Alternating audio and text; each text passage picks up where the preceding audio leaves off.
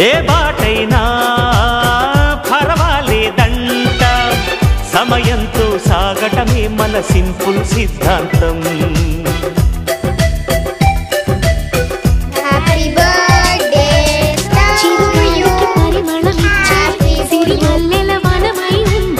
గగనాన్ని నేలను కలిపి హరివిల్లుల బంతెన అవుదా ఆనందం అంటే అర్థం మనమందా ప్రతి పూట పాటై సాగే హుషారు సరిగమలో ఎన్నో ఎన్నో రాగాలుండే సంగీతం కాదా చల్లకి నవ్వుల కేరింత